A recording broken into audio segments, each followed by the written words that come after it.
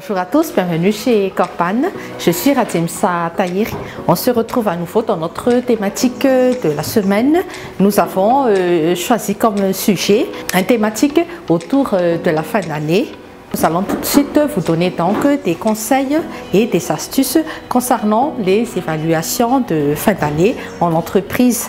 Dans la première partie, nous allons voir un peu en détail donc les bilans de performance pour parler un peu plus des réussites, éventuellement aussi des petits problèmes qu'on a rencontrés en cours d'année. Et dans la seconde partie donc, nous allons voir comment est-ce qu'on va gérer les questions concernant les plans d'action ou bien comment est-ce qu'on va gérer donc les projets pour 2022. Premièrement, il est important de bien préparer nos évaluations de fin d'année. Il faut toujours rester calme, il faut rester concentré et surtout il ne faut pas se stresser. Pendant les préparations donc, on doit un peu faire des petites réflexions, on doit faire des prises de notes concernant donc surtout les réussites qu'on a eues durant toute l'année 2021. Ça peut concerner par exemple les chiffres d'affaires, les nouveaux clients qu'on a pu acquérir par exemple.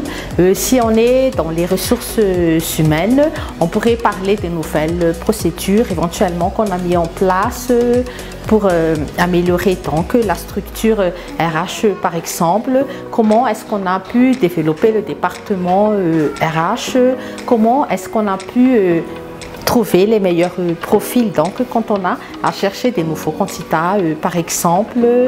Ça va dépendre donc des départements, mais il faut savoir parler donc des axes stratégiques donc par rapport à nos fonctions. Et après cela aussi, il faut parler des problèmes éventuellement si on a connu des échecs éventuellement.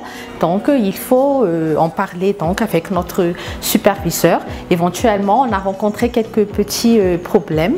Donc c'est une opportunité donc pour en parler, pour demander donc des conseils aussi par rapport à notre directeur. Donc il est toujours très important d'instaurer donc un climat de confiance et de dialogue par rapport à nos évaluations de fin d'année.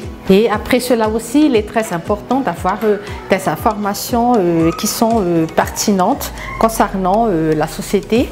Ça va bien sûr dépendre, comme je disais tout à l'heure, des départements, de nos fonctions, mais qu'il faut savoir anticiper donc les questions pour avancer donc dans la deuxième partie où on va à parler un peu plus en détail donc des axes stratégiques pour la nouvelle année ou de nos plans d'action. Et il est aussi important de noter que dans notre phase de préparation donc pour ces types d'évaluation, il faut regarder les logiciels, il faut bien connaître donc les chiffres, les pourcentages où on a connu des réussites.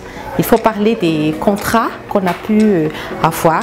Et puis il faut aussi regarder des prises de notes importantes pendant des réunions stratégiques. Et puis il faut aussi revoir quelques dossiers de clients ou quelques dossiers qui sont intéressants, qui seraient vraiment intéressants d'en discuter pendant les réunions avec les managers. Voilà, nous avons vu donc dans cette première partie comment on se prépare pour bien gérer les questions et notre réunion avec notre superviseur et que actuellement nous allons entamer donc dans cette seconde partie comment est-ce que nous allons bien mettre en place donc les plans d'action pour l'année prochaine. La question éventuellement qu'on pourrait nous poser donc dans cette seconde partie, c'est qu'est-ce que vous souhaitez développer pour cette nouvelle année? Quel est votre plan d'action? Quelles sont vos suggestions pour améliorer par exemple notre façon de travailler? Et éventuellement aussi, on va parler de notre développement personnel et surtout aussi notre développement de carrière.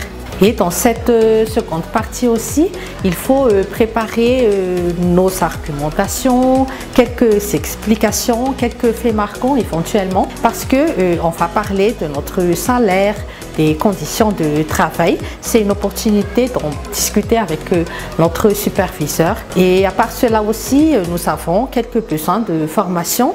Donc, c'est une opportunité pour en parler un peu plus en détail.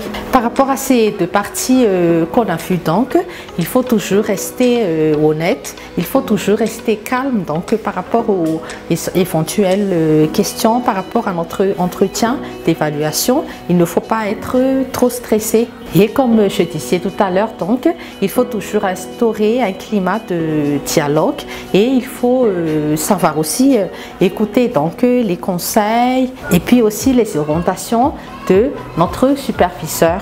Voilà, nous avons pu voir aujourd'hui donc quelques conseils pour bien se préparer par rapport à notre bilan de fin d'année. Merci de votre attention. Et à titre de rappel, chez Corpan, nous faisons toujours des recrutements, des formations. Si vous avez des besoins, n'hésitez pas de nous contacter. Et comme on parle de bilan de fin d'année, si vous avez des questions par rapport à cela ou éventuellement si vous avez à préparer des entretiens d'embauche, si vous allez mettre en place des nouveaux projets, des plans d'action pour l'année prochaine, nous pouvons vous donner des conseils là-dessus, donc n'hésitez pas. Merci encore. Nous vous souhaitons une bonne suite de programme. On se revoit dans une autre vidéo. Au revoir.